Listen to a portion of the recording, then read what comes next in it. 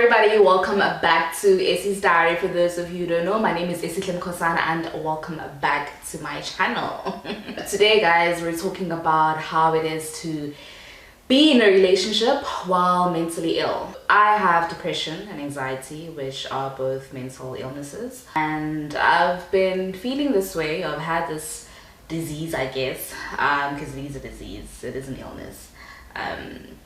I've had it, I think, for quite a few months now, probably a year or so, because I didn't have depression a year ago, 2 years ago. I started developing depression as I was in my relationship with Nate. Yeah, today I'll share with you how it has been, because it's been hard. It's been really hard. So depression, as I've said, is a mental illness and it takes a lot from you. For me personally, it's made me just not love myself. It's made me just be bedridden, I guess. I'm just lazy. I just don't want to do anything. I just lash out. I just cry. I just, I get so much anxiety that I get like anxiety attacks, which causes me to take a lot of pills. There is a point where just I can't survive without taking pills. So yeah, if I get a depressive episode moment, I just go through the most, and I have to take pills, and that's the only way I'm gonna be calm. That's the only way I'm gonna be okay. So it's been hard, I guess, for Nate as well to be in a relationship with somebody who is mentally ill. Before I dated him, I wasn't. I was okay. Like, we were in a really good space in our relationship, just like we are now. Nothing has changed. It's just that I have this mental illness now, and we're just trying to figure out a way to cope with it, because he genuinely loves me and I know that for sure. So yeah, we just, I guess, trying to live with it. So my mental illness, my depression came with, I guess, growth.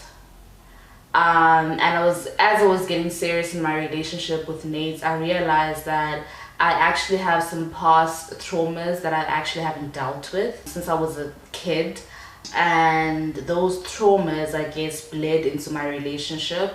And when there are things that my boyfriend would do that would cause me hurts, I guess, it would trigger me, and I just go through a lot of like turmoil, and I just be angry. So I've got this like build up anger that stems from like traumas that I've dealt with growing up, and I guess I'm trying to heal. I'm trying to move past those things, because it took time for me to actually acknowledge them, to actually acknowledge that this is what I went through since I was a kid, growing up, so even now, like my adulthood, young adulthood, not that old yet.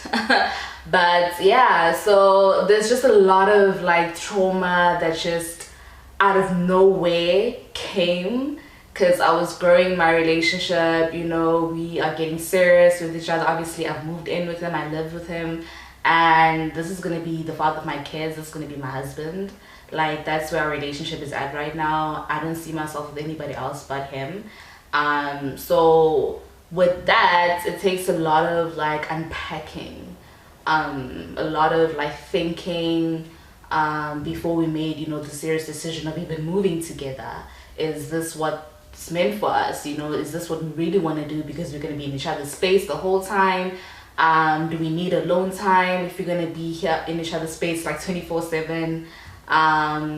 So yeah, just thinking about those things led to me just like thinking a lot more about what I've been through in my past relationships, what I've been through just in my young life. So yeah, it's hard. It's really hard, because I'm just angry.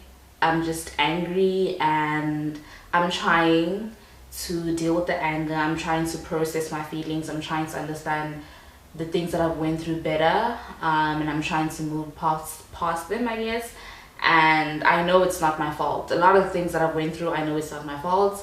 Even the things that maybe my man has done to hurt me, I know that it's not my fault. And even though he has, you know, apologized for some of the stuff, and, you know, not just him, but in my friendships, you know, in my family, things that I felt like they've done to hurt me, even though they've apologized and, you know, trying to move past it, it comes back again, because my depression just like literally pops out of nowhere. I'd literally be sitting like this happy, and I think about, oh my god, yes, Nate fucked me over on June 20th 2020. You know, things like that. Or I think about, Yazi, when I was actually 5 years old, I was, you know, sexually assaulted, or things like that. So out of nowhere, I just be thinking about that, and then I just go into a depressive moment, like, and it's not a moment. It could literally take weeks, sometimes months on end, and it would make me unproductive. It would make me seem like I'm lazy. There were days where I actually want to do the work. My mind is just like, yo, I want to get up and actually work today, but my body's just like, no sis, like, you're going through it. You're going through the most, so sit your ass down, sleep your ass in bed, and we will wake up whenever we feel like we should. That's what my body tells me. So it's a lot, because he doesn't really understand, I guess, for him, what it truly is. I mean, everybody knows about depression and anxiety, but because he doesn't have it, obviously he wouldn't like really know how I feel. Because there are days where he'd be like, oh babe, come on man, let's do some work, let's be productive. And I'll tell him like, babe, it's not me, it's my depression talking. Like, I want to do the work, but my body is just like, no, I want to be productive, I want to be positive, I want to, you know, just do the most, but I can't, because my depression is saying no today, literally. And it's hard to explain that to somebody who doesn't live with it. But he's more understanding now, I guess. It's been rough, because these are the early stages where I've just discovered that, you know, I actually have it, and acknowledged it, and taken the time to actually go to the doctor and get some depressive pills. So it's like in the early stages where, okay, I'm trying to deal with it now, I'm trying to deal with my traumas. I haven't been to a psychologist or counseling, you know, session yet, due to the fact that I'm just not ready. I don't like opening up to strangers, I guess. I'd rather open up with my person. My person knows everything that I go through, so he understands me, you know. Whoever I tell, my friends, you know, they know what I go through, because it's easier to open up to people that I know.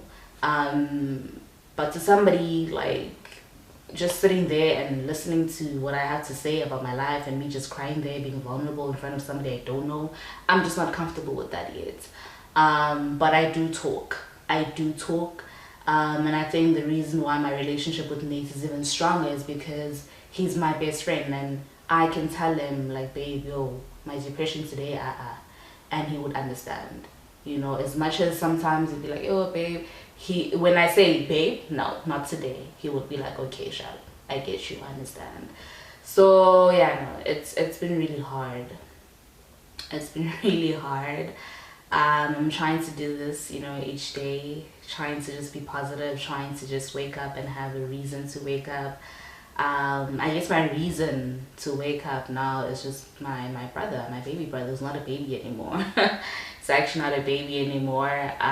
We have a ceremony coming up for him, Umkiti. I don't know how to translate that in English, guys. You're gonna have to go Google at this point, but Umkiti is on the 17th. His initiation basically is transition from boyhood to being a man. Yeah, he's already, you know, gone through the process now. Now it's time for him to come out. And he's literally my reason to live. My mom is my second reason to live. That woman does so much for me. She's been through the most because of me. I would love to just make money and spoil her and travel with her.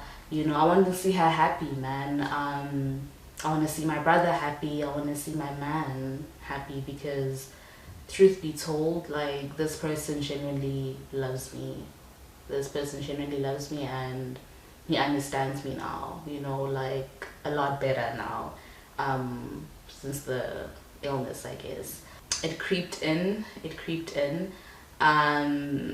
because I was just happy, man. I was just happy, and the more I got serious with him, the more I realized that I'm not okay. The more I realized I actually have some past traumas that are just like, oh my god, I need to deal with. And the more he was adding on to that, the more depressive I got, to a point where now I just become depressive without triggers even. I don't have to be triggered about anything. Nobody has to trigger me. I could literally just wake up and I'm depressed. So it's been hard. It's been hard. Living with depression and anxiety is not easy. There are days where I feel like I just wanna cuddle up in bed and not wake up for the rest of my life. Like, God forbid. Like, but I realize that if I do that, if I don't wake up, you know, I'm leaving behind amazing souls that actually do care about me a lot, and that would be selfish of me, you know. I can't do that to my mom, I can't do that to my brother, I can't do that to my boyfriend. As much as I've, you know, forgiven everybody who's ever hurt me, and I've taken accountability for the people that I've hurt and I've apologized, as much as, you know, I've gone through all of that, it still comes in, it still creeps in, and it's just like, yo, we didn't forget. And that's my mind, like, yo, we didn't forget. You depressed, girl. Let me actually drink this water, child.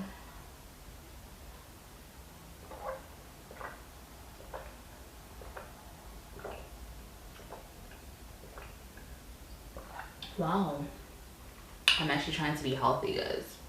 Excuse me, there's something about drinking water that makes you seem healthy. You know, drink like 4 glasses a day or 5, like consistently for a week. I swear you're gonna feel a difference in your body, just like internally. There's gonna just be a mind change, swift and change, you know.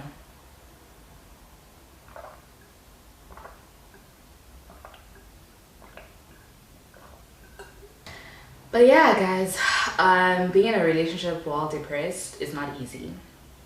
It's genuinely not easy. There's a lot of things that you need to deal with individually, especially if you're in a relationship with somebody who's not depressed, who's not mentally ill.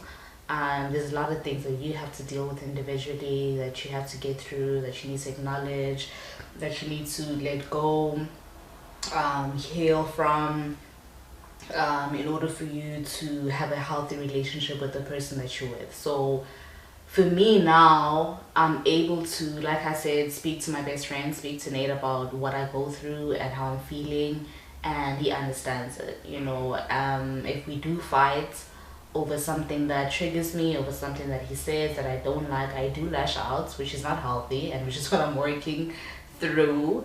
I do lash out because I just have so much anger in me that I'm really trying to like let go and really trying to heal, because of what has happened to me. But yeah, when I lash out, I'm able to take a moment after, a breather, and just feel like, okay, cool, there's no need for me to get this angry, there's no need for me to just, you know, lash out. Like, I can handle the situation in a better manner, in a calm manner. And then we start having a conversation about, okay babe, you shouldn't have said this, okay babe, I'm sorry, etc, etc. So what I love right now, at first obviously it was hard because he didn't understand it, he didn't get why I was, you know, always so angry, always so depressed, and what it was, and why I didn't want to wake up at times, why I was lazy, why this, why that. There was a lot of questions, of course. So as I explained to him and as I was opening up to him about my feelings, he then obviously got to understand where I was coming from and why I'm depressed and what brought these feelings into the relationship. And obviously the more serious we are right now, it forces me to talk about these things with him. I've literally opened up my life. I've literally opened up everything I've been through to him, and that's why he now understands me better. And I'm so glad that he's, you know, not depressed, because being depressed on my own is a lot, and I can imagine what he has to deal with when I'm in that state. Then him being depressed as well, I don't know, it would just, yeah, if we weren't, it would be toxic. I think for me it would be toxic. But yeah, he's not. He's a happy person. He's such a positive person. He's ambitious, he's a go-getter, he's a hustler just like me. And he just brightens up my life, man. He just makes me happy, he just makes me laugh. And he's not, you know, obviously life throws us with a lot of shit, but he understands it's just life, you know.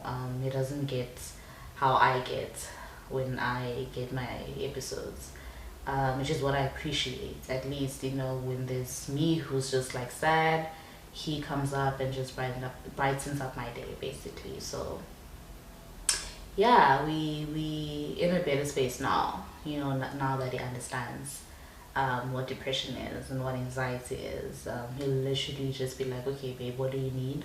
And I'll tell him. And yeah, he's been my biggest supporter with everything that I need and how I'm feeling. So I'm grateful for that. I'm actually very, very grateful for that. Yeah, man. Yeah. There's a lot to uncover. There's a lot to unpack. This journey is a process. It's a healing process.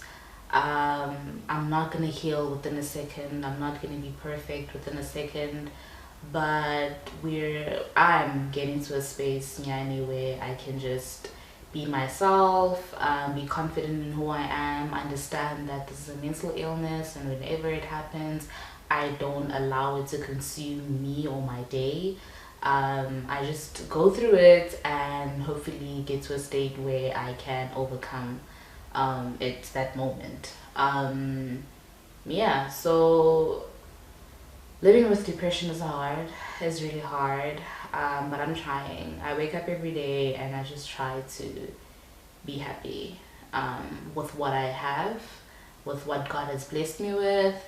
And I begin to be grateful because I'm under a roof, I have a bed to sleep on, I have food in my stomach, I have transportation to take me anywhere I want, I have a family that loves me, friends that love me, a man that loves me. So there's a lot of things to just be grateful about, I guess. And that's how I sometimes can overcome my depressive episode at the time.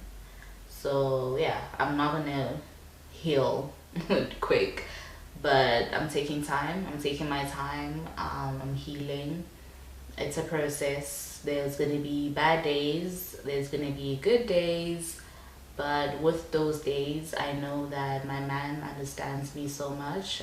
He supports me so much, and we're gonna go through it together. We really going through it together, and in the best way possible, in the healthiest way possible. Anyway, I hope you guys enjoyed this video. I hope it was very insightful. I want you to understand that if you are depressed, if you do live with a mental illness, that it's not the end of the world. You know, there's a lot of ways to overcome the moment, the depressive moment or episode that you have at the time. There's a lot of ways to deal with it. My way of dealing with it, I guess, is just to wake up and be grateful. Wake up and be thankful of the things that I have in my life. I read a lot. I pray, I meditate, I fill my mind with positive things. And I have a man that literally wakes up in the morning and just makes me smile. So if you have those things for you, great. If you don't, then find ways that are gonna make you get back to yourself again, basically. If you want to be in a relationship, you can definitely be in a relationship, but you just need to be obviously honest with your partner about how you feel on a daily basis, and just work through what you're dealing with and talk about it and communicate about it on a daily basis, of course, and work through it. But it is possible to be in a relationship, a healthy relationship, with depression. It is definitely possible. I hope you guys enjoyed this. Please do like, share, subscribe. Don't forget to comment down below on any experiences that you have that you might want to share. If you do also have depression and there's ways and how you can help somebody else who has depression, please do list it down below. Your comments are valid, are insightful, of course, as well. I do read them, so please do comment, engage with me so we can, you know, talk about this a lot more. And yeah, I will see you guys next time on Essie's Diary.